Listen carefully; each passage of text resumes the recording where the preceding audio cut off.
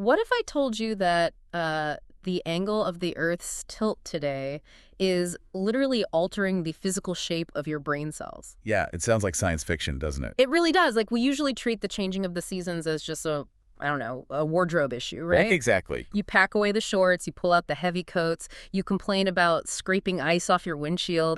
Good, sure. Yeah, we think of it as just this external logistical inconvenience. But the moment you actually start looking at the neurobiological data, you realize that stepping into November isn't just about putting on a sweater. No, not at all. You are undergoing this fundamental physiological rewiring every single time the Earth tilts away from the sun. It is a complete metabolic and neurochemical shift. Yeah. We like to believe we are insulated from our environment, right? Operating independently inside our, climate-controlled boxes. Right, or little 72-degree living rooms. Exactly. But our biology is ancient. It is intimately, inextricably tied to the actual light cycles of this planet. Well, welcome everyone to today's deep dive. If you're tuning in, you are probably the learner in your friend group. You're the one who wants to know the mechanics behind why we do what we do. The one asking all the annoying questions. Exactly. And maybe you're here because year after year you felt that mysterious, really heavy winter slump, and you are just exhausted by people casually dismissing it as being just in your head. Which is incredibly frustrating, especially considering the absolute avalanche of clinical data proving otherwise. So true. So our mission today is highly specific. We are not just talking about, feeling a little nostalgic or gloomy when it rains. Right. We are dissecting the exact biological, chemical, and even evolutionary mechanisms of how our environment literally controls our brains. We are pulling heavily today from a great source, episode 224 of the Ultimate Human Podcast, hosted by Gary Brecka. Yeah, really fascinating source. Yeah. It focuses on beating seasonal affective disorder, universally known by the honestly highly appropriate acronym SAD. It really is perfect. And what we are going to explore here goes far beyond traditional advice. The source material references this incoming wave of research, including a pivotal 2025 paper in the Frontiers of Psychiatry. Oh yeah, the public psychology one. Exactly. It introduces a concept called public psychology. And this is a massive paradigm shift, where daily lifestyle habits are no longer just categorized as cute wellness tips. Right, not just a bubble bath and a candle. No, they are being aggressively recognized as primary frontline medical interventions for mental health. Okay, let's unpack this. Because the revelations in this source completely flip the script on how we view our winter behavior. Like, if you find yourself craving a massive, heavy plate of carbohydrates in late November, society tells you what? But you lack willpower. Your diet failed. Right, you're just weak. But what if that craving is actually a highly measurable drop in your serotonin levels, triggered by the literal angle of the sun in the sky, forcing your brain into a desperate survival protocol? And changing that paradigm from self-blame to actual biological understanding is the very first step. To get there, we really need to strip away the colloquial use of the phrase winter blues. Yeah, because it minimizes it. Completely. Seasonal affective disorder is not a passing mood. The source defines it explicitly as a clinical subtype of major depression. Wow. Yeah, it appears in late fall and winter as daylight hours shrink, and millions of people experience it profoundly. And the symptoms they outline are going to sound universally familiar to so many of you listening. Profound sluggishness, oversleeping, but, waking up completely exhausted anyway. Intense and uncontrollable cravings for carbohydrates, and just a total crushing loss of motivation. And to prove that this is deeply rooted in our physical environment rather than some kind of psychological weakness, we really only have to look at geographic epidemiology. Right, where people live. Exactly. The data is unequivocal. The farther you live from the equator, the higher your risk of developing SAD. This is a light-driven geographical mood disorder. I want to really dig into that specific mechanism for a second. The biology of light. Like, how exactly does the lack of sunlight penetrating my living room window actually break down my internal organs? Well, it all comes down to the body's internal 24-hour clock, right? The circadian rhythm. Okay. As the ambient light in our environment decreases, this master clock starts to lose its synchronization. And this clock isn't just telling you, when to sleep.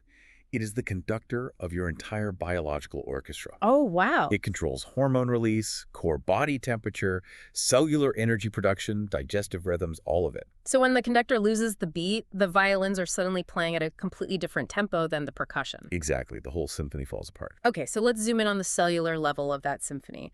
The text highlights a very specific chemical seesaw that happens when this rhythm is disrupted by a lack of light. It's the relationship between melatonin and serotonin. Right, the classic duo. Right, so melatonin makes you sleepy, serotonin makes you happy. That's the basic, Wikipedia understanding, right? That's the baseline, sure. Yeah. But the synthesis is where it gets really fascinating. So melatonin is a hormone secreted by the pineal gland, and its primary job is to initiate the physiological state of sleep. Got it. It literally lowers your body temperature and slows down your metabolism. Now, serotonin, on the other hand, is a neurotransmitter that stabilizes mood, feelings of well-being, and reward. Okay, makes sense. But here is the biological catch. Melatonin is actually synthesized from serotonin. Wait, pause right there. Are you saying the body physically consumes the happiness chemical to create the sleep chemical? That is exactly the mechanism. That is insane. Right. During the darker winter months, the lack of light fails to signal your brain to stop producing melatonin during the day. Your pineal gland just keeps synthesizing them. It just leaves the faucet on. Yes. And because melatonin is made from serotonin, your brain is actively draining its own serotonin reserves to fuel this endless all-day production of the sleep hormone. That is wild. So your brain is simultaneously flooding you with a chemical that makes you feel physically heavy and lethargic while bankrupting the exact chemical you need to feel motivated and calm. It's a literal chemical heist. A chemical heist. I love that. And the source introduces another compounding variable that accelerates this whole downward spiral, right? Vitamin D3. We all understand that our skin synthesizes vitamin D3 directly from ultraviolet B rays from sunlight. But in the winter, depending on your latitude, those UVB rays are essentially bouncing off the atmosphere. They don't even reach the Earth's surface, let alone your skin. Right, so you're getting zero. Exactly. And vitamin D3 is not really a vitamin. It actually functions as a prohormone in the body.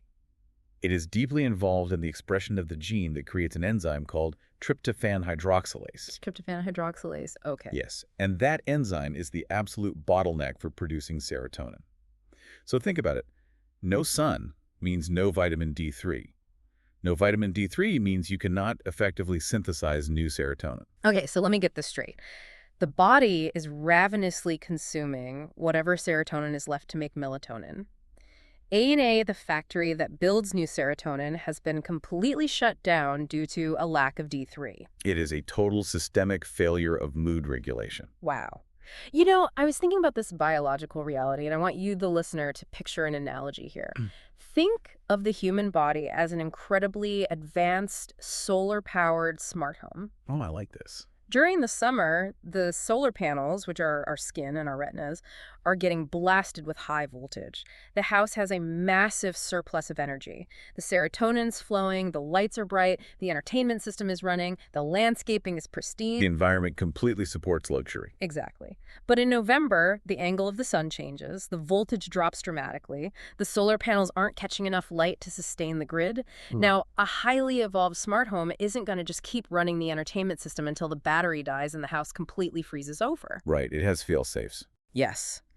The central computer, our brain, detects the voltage drop and automatically triggers a lockdown protocol. It starts shutting down non-essential systems. And in the human body, those non-essential systems are things like motivation, socialization, high-level executive function, because those take massive amounts of energy to run. So it dims the lights, it lowers the energy output, and crucially, it starts demanding quick burn, cheap fuel, like simple carbohydrates, just to keep the baseline heating on to prevent the pipes from freezing. That is a phenomenal way to conceptualize it. And what drives me completely crazy is how society treats this. People look at someone experiencing SAD and say, oh, you're just using the winter as an excuse to eat a giant plate of pasta, skip the gym, and sleep until 9. It is so deeply stigmatized. It really is. But the smart home didn't make a moral failing. It didn't lack willpower. It went into a hardwired evolutionary power-saving mode to survive what it perceives as a harsh, low-energy environment.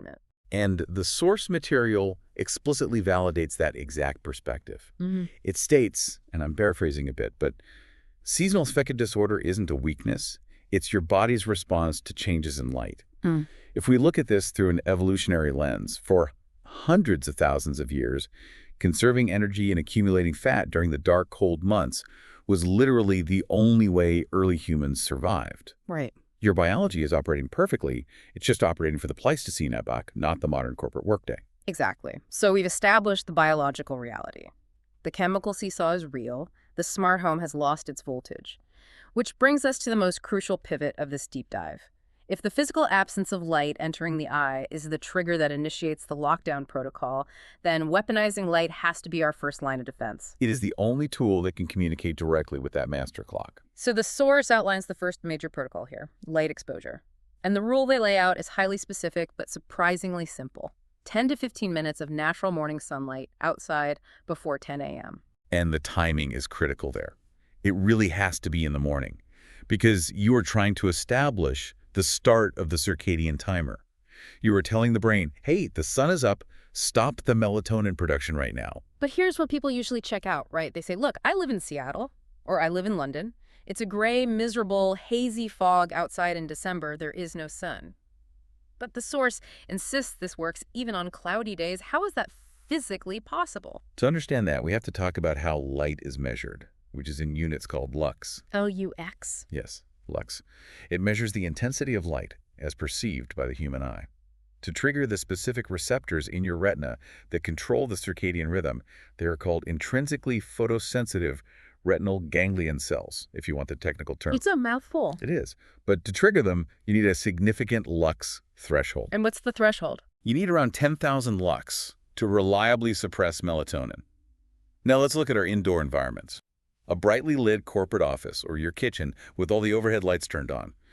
That only registers at about 300 to 500 lux. Wait, really? Only 300? Yes. Biologically speaking, it is dark. Your brain thinks you are living in a cave. Even if it feels bright to us visually. Exactly, because our pupils dilate to let more light in, which tricks our visual cortex, but the actual photon energy hitting those circadian receptors is minimal. However, if you step outside on a deeply overcast, completely gray winter morning, the ambient light scattering through those clouds is still pushing anywhere from 10,000 to 20,000 lux. That is staggering. So a cloudy, gray sky is functionally 40 times brighter to our biological clock than a brightly lit kitchen. Exactly. The photon energy is there, even if the sun isn't piercing through directly. Yeah. Now, if you live in the extreme northern latitudes where the sun literally doesn't rise until 10 a.m., or if you work a night shift, the source does offer a clinical alternative. A 10,000 lux light box. Oh, like those happy lamps. Right. You place it at a specific angle, about 16 to 24 inches from your face, and sit in front of it for 30 minutes each morning. And this brings us back to that 2025 Frontiers of Psychiatry paper, the whole concept of public psychology. Because the source makes a massive, potentially controversial claim here. It states that bright light therapy can be just as effective as prescription antidepressants for people dealing with seasonal affective disorder. And I want to be very careful and nuanced here, just as the source material is. The text explicitly notes that psychiatric medications, like SSRIs, are life-saving tools for many people. Anyone dealing with severe depression obviously needs to consult a physician. We are not dismissing medical science. Right, of course. But let me push back on that just a little bit. If the biology is this clear, if sitting in front of a 10,000 lux lamp for 30 minutes literally stops the melatonin drain and jumpstarts serotonin production, why hasn't standard medicine adopted light therapy as the absolute, undisputed baseline treatment over, or at least before, pharmaceuticals? And that is the exact friction point that the public psychology movement is trying to address. Historically, the medical model has been heavily weighted toward clinical, patentable interventions. You can prescribe a pill, you can track a pill. Prescribing 10 minutes of looking at a cloudy sky just doesn't fit neatly into the traditional biomedical framework. Because you can't patent the sky? Precisely. But the data is becoming impossible to ignore. A light box intervenes at the exact molecular site of the breakdown. It doesn't just manage the symptom of low serotonin. It restarts the organic factory by tricking the brain into thinking the solar panels are fully charged. It's treating the root cause, the environmental mismatch, rather than just patching the chemical result. And that is the empowerment of public psychology. It recognizes that holistic tools, daily habits, and environmental modifications move the power of intervention from the doctor's office into your own living room. You can actively alter your neurochemistry before you ever reach a crisis point. But that leads me to a really frustrating reality. If it only takes 10 to 15 minutes of standing outside in hazy light to hit that 10,000 lux threshold, reset the clock, and fend off a major depression subtype, why are millions of people still collapsing every winter? Because the modern indoor lifestyle is essentially a behavioral cage that perfectly blocks our evolutionary mechanisms. I mean, think about your average Tuesday in December, right? The alarm goes off while it's still pitch black outside. The very first thing we do before we even pull the covers off is grab a smartphone. The is flooding your eyes with a highly artificial, narrow spectrum of blue light. It's enough to cause a stress response, but nowhere near enough total lux to properly reset the master clock. Right. Then we shuffle into that dimly lit 300 lux kitchen. We get into a car, drive to work in the dark, and then sit inside a climate-controlled box away from windows all day. By the time we leave the office, the sun has already set. We are essentially living in a state of perpetual biological twilight. We are actively preventing our bodies from running the single diagnostic check that tells them what season it is and what chemicals to produce. So tricking the brain into thinking the sun is up with light exposure stops the melatonin flood. But waking the brain up is only half the battle. The smart home has stopped dimming the lights, but how do we actually generate the energy to get off the couch? This is where we build what I like to call chemical momentum. And the source moves right into the next crucial protocol here, movement. It notes that physical exercise raises endorphins and boosts dopamine. And the claim here is equally as bold as the light therapy. Regular physical activity has been shown to rival medication in improving a variety of depressive symptoms. Yeah, the text mentions brisk walks, yoga, stretching. The host of the podcast, Gary Brecka, notes his personal preference is morning breath work. But let's zoom in on the chemistry for a second. How does moving my arms and legs physically counteract the feeling of being trapped under a heavy winter blanket? Well, let's break down those two neurotransmitters, dopamine and endorphins. Dopamine is widely, and somewhat inaccurately, known just as the reward chemical. But in the context of neurobiology, dopamine is actually the molecule of motivation, drive, and forward pursuit. Okay. It is the chemical that makes the effort feel worth the energy expenditure. So when you are depleted in the winter, your baseline dopamine is just flatlining. The effort to just put on your shoes feels insurmountable. Exactly. And endorphins, which literally translates to endogenous morphine, are your body's natural painkillers. Endogenous morphine, wow. Right. When you are saturated with lingering melatonin from the winter darkness, your body feels physically heavy. Your joints might literally ache more. Movement acts as an immediate, self-generated chemical injection. It's like manually cranking a generator. Yes. As you start moving, even if it's just a brisk walk or deep breath work, you force the body to release dopamine to sustain the movement and endorphins to mask the physical discomfort of the effort. You are actively flooding the nervous system with the exact chemical opposites of lethargy. Okay, so that's movement. Let's look at the actual building blocks of the body now. The source states that diet is one of the most powerful mood regulators you have. They specifically highlight omega-3 fatty acids found in wild-caught fish, nuts, seeds, as an excellent way to improve mood. They also heavily emphasize leafy greens and colorful vegetables to reduce systemic inflammation. I want to spend some time here because eat leafy greens and healthy fats is honestly the most tired, generic health advice on the planet. Oh, absolutely. Everyone knows they should eat well, but what does a piece of wild-caught salmon actually do to a depressed brain on a molecular level? To understand that, we have to look at the architecture of a brain cell, a neuron. Every cell in your body is encased in a protective barrier called a lipid bilayer, or a cell membrane.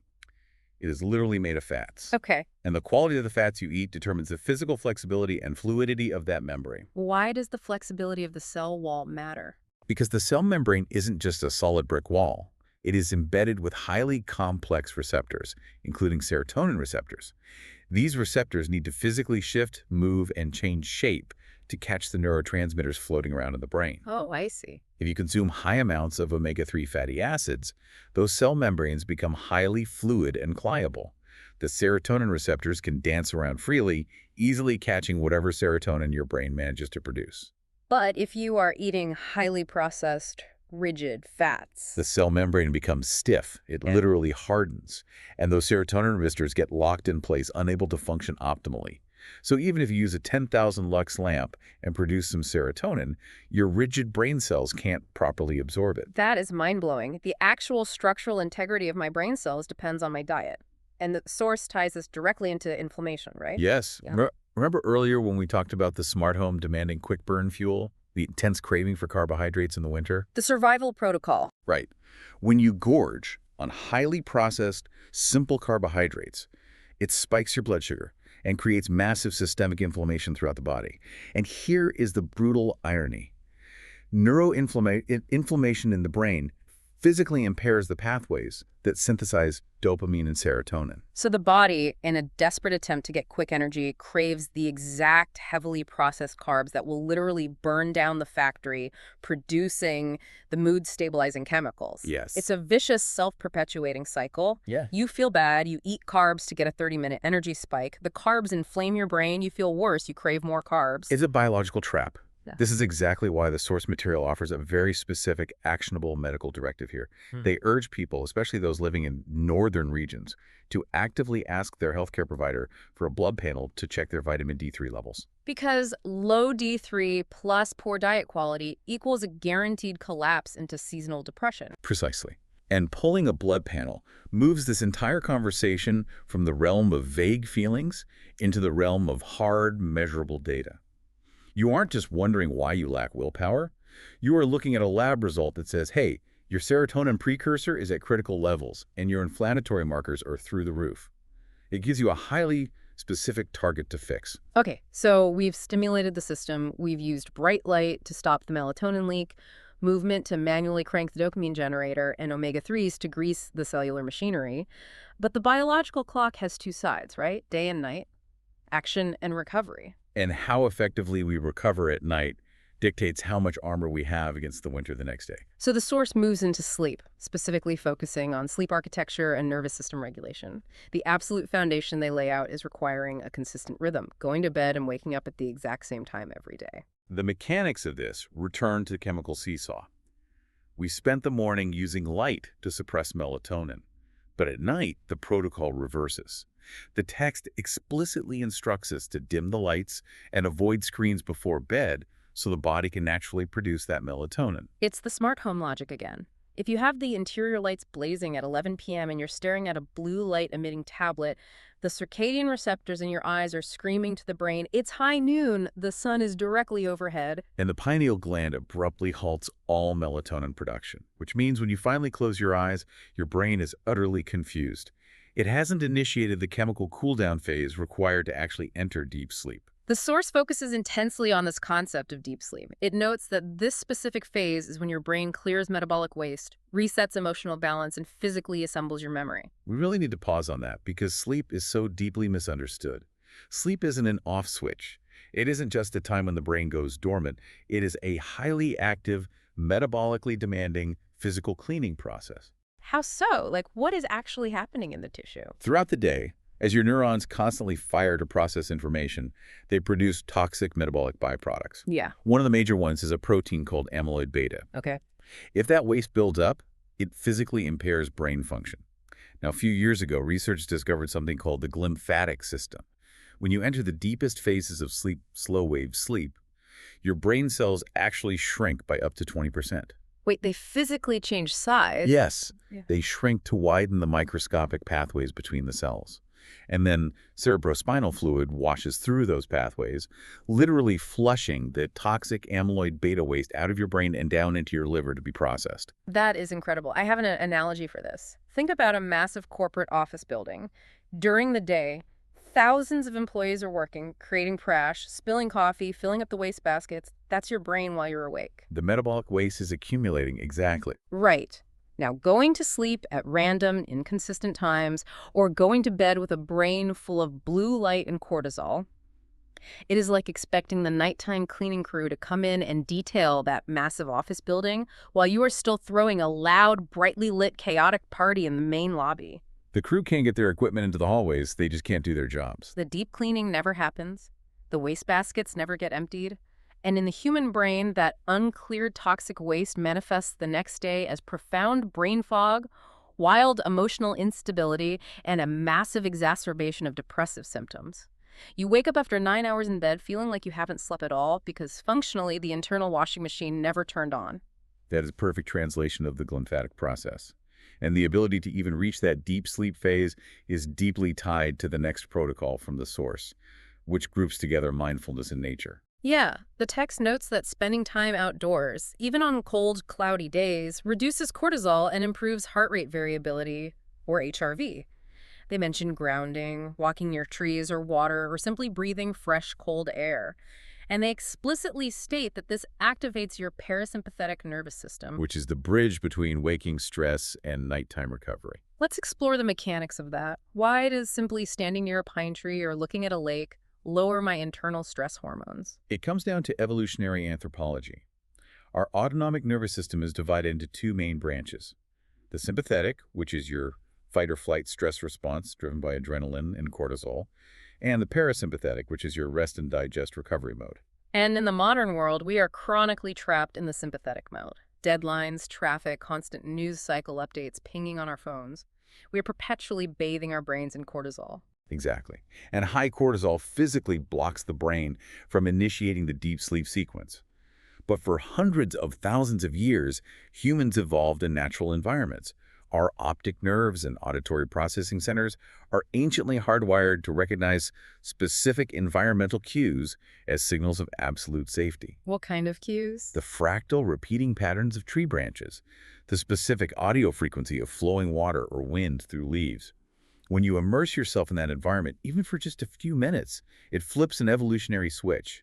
It signals the brain through the vagus nerve to aggressively halt cortisol production. Wow. It shifts the body into parasympathetic mode, which immediately improves your heart rate variability, a metric of how resilient your nervous system is. So stepping out into the cold air isn't just about getting lux for the circadian clock. It's about physically lowering the cortisol barrier so that the nighttime cleaning crew can actually access the building later that night. It is a fully interconnected system. It is incredible how mechanical it all is when you really break down the cellular biology. But the source material doesn't stop at treating the human body like an isolated mechanical terrarium. It introduces social and psychological levers that frankly sound a bit softer on the surface, but are just as biologically potent as a 10,000 lux lamp.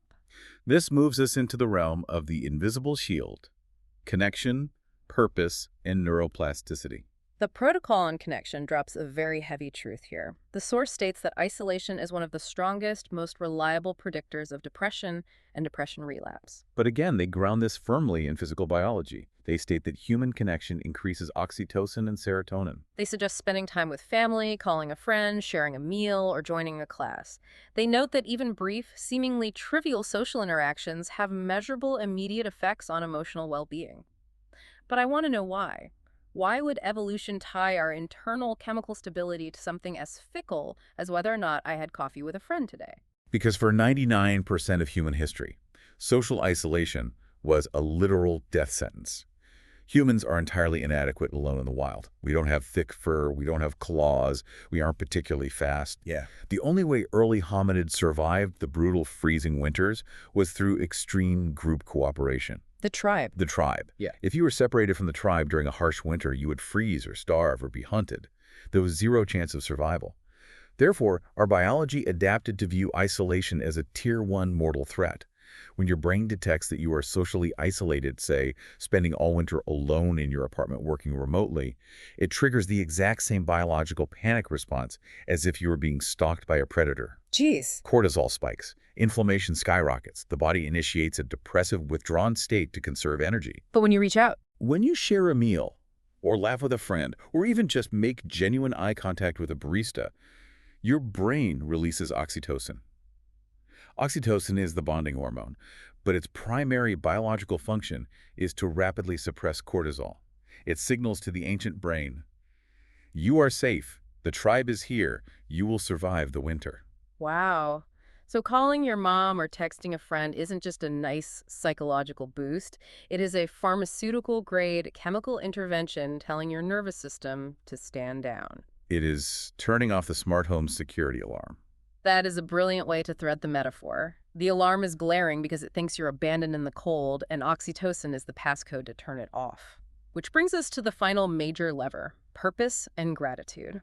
The source talks about daily reflection, specifically gratitude journaling, to shift your focus from stress to appreciation. And they highlight the underlying mechanism here, which is the science of neuroplasticity. I want to unpack this thoroughly because, honestly, gratitude journaling sounds like the kind of toxic positivity you see embroidered on a throw pillow. Well, totally. But the source explicitly states that this practice literally strengthens neural pathways associated with optimism and emotional stability. It creates permanent, long-term resilience. It physically remodels the architecture of the brain. Explain that. How does writing down, "I am thankful for my dog," change the physical structure of my gray matter? In neuroscience, there is a fundamental principle called Hebb's law. Neurons that fire together wire together. Your brain is exceptionally efficient. It strengthens the pathways you use the most and prunes away the ones you don't. When you're stuck in a winter slump, you are constantly firing pathways associated with threat, stress, and negativity. Those pathways become thick, fast, and automatic. It becomes a superhighway for bad thoughts. Exactly. When you force yourself to sit down and physically write out things you are grateful for, you're artificially forcing a different set of neurons to fire the circuits associated with safety, reward, and optimism. If you do this daily, the brain responds by wrapping those specific neural connections in a fatty substance called myelin, which makes the signal travel faster and stronger. It is literally doing bicep curls for your brain's optimism circuits. You are physically laying down new, heavily reinforced neural tracks every single time you engage in deliberate gratitude. But this raises a very practical and very difficult question. The source notes that gratitude journaling is completely free. It takes maybe 3 minutes a day. So if it requires no money, no equipment, and it physically remodels your brain to be immune to seasonal stress, why is it so incredibly rare for people to maintain this habit? That is the ultimate friction point. I think it comes down to the activation energy required when you are already in a biological deficit. When you are deep in that melatonin-heavy, serotonin-depleted, high cortisol state, the energy required to just pick up a pen and force your brain to fire new pathways feels like trying to push a boulder up a hill. The smart home is in power-saving mode. It views any new activity, even a beneficial one that will save the house later, as an unacceptable expenditure of its precious limited energy reserves. Which perfectly transitions us into the final phase of the source material, the ultimate integration. We have all the pieces of the puzzle out on the table now. We understand the chemical seesaw. We have light exposure, movement, omega-3 nutrition, deep sleep architecture, the oxytocin of connection, and the neuroplasticity of gratitude. And as the source makes clear, the challenge isn't acquiring this knowledge. The challenge is execution, bridging the gap between knowing the biology and changing the behavior. Exactly. The source heavily emphasizes synergy. They state clearly, it's not about choosing to buy a light lamp or eating salmon. It's about integrating these tools to work harmoniously with biology rather than fighting against it. These tools, when combined, create a systemic momentum that helps the body adapt to darker seasons seamlessly. They note that this integrated approach can profoundly enhance existing clinical treatments. Or if you just suffer from the subclinical annual slump, it can prevent the lockdown protocol from ever initiating in the first place. Now, it's vital to understand the context in which this source material was created. The host, Gary Brecka, mentions that he runs a VIP community with a highly structured 10-month course designed around becoming what he calls the ultimate human. Right, and the curriculum features incredibly in-depth modules on these exact foundations. Developing the perfect, biologically aligned morning routine, optimizing sleep architecture, and dialing in anti-inflammatory nutrition. He also mentions doing monthly live Ask Me Anything sessions to help people turn these abstract concepts into rigid daily habits. And I bring this up because it highlights the sheer necessity of external structure. Knowing that you need 10,000 lux of light is fascinating trivia. Having a community, a curriculum, and accountability to force you outside when it's 30 degrees and raining, that is what actually alters your neurochemistry. It speaks to the evolutionary need for the tribe again. Changing behavior alone is incredibly difficult. Changing behavior when the tribe expects you to is much easier. But the source doesn't just leave you with a long-term plan. It ends with a very pointed, immediate, almost aggressive challenge to the listener. And I want to direct this right to you, the person listening to this deep dive right now. We've proven today that seasonal affective disorder is a deeply physical, biological, and evolutionary reality. Therefore, the cure must be a multi-directional biological intervention. The challenge laid out in the text is for tomorrow morning, and the sequence is non-negotiable. Before you check your phone, before you open a single email, step outside. Let natural ambient light hit your retinas. Move your body to generate dopamine. Eat something nourishing to grease the cell membranes. And reach out to someone you care about to express genuine gratitude. I want to focus on the logic behind the very first step of that sequence. Why is the rule before the phone? Because the smartphone is the ultimate evolutionary disruptor. The moment you look at that screen in the dark, you are surrendering your master circadian clock to an artificial environment. You are immediately spiking your cortisol with the stress of emails and notifications, triggering the sympathetic nervous system, and you are confusing your melanopsin receptors with a tiny beam of blue light that isn't strong enough to stop melatonin, but is sharp enough to cause strain. By executing this challenge before the digital intrusion, you are violently prioritizing your ancient biological rhythm over the modern artificial digital rhythm. You are claiming the first moments of the day to set the conductor's tempo. You are manually opening the smart home solar panels to the sun before the apps on your phone can start draining the battery. It utilizes every single lever we've discussed: the lux for the clock, the physical movement for the endogenous painkillers, the nutrition to lower inflammation, and the neuroplasticity to hardwire resilience.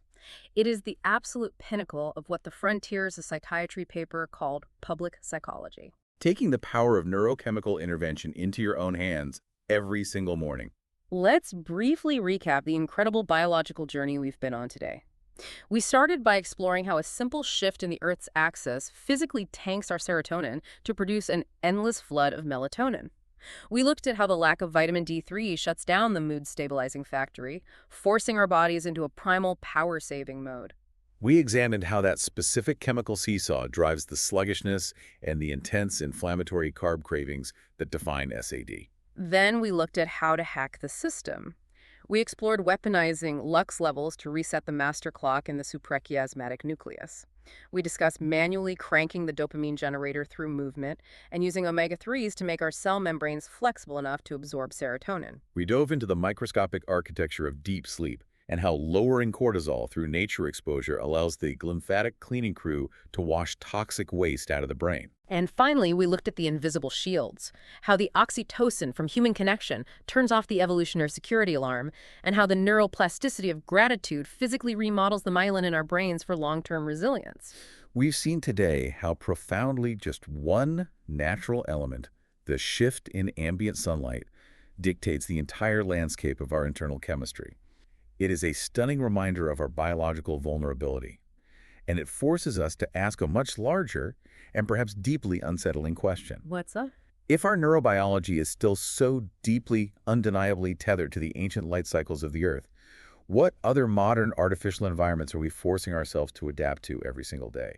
The processed foods, the perpetual blue light, the concrete grids, the social isolation. What other evolutionary alarms are quietly blaring in the background of our modern lives? And how is our brain chemistry secretly trying to warn us that we are living completely out of alignment with our own nature? That is a thought that is going to fundamentally change how I look at the world around me.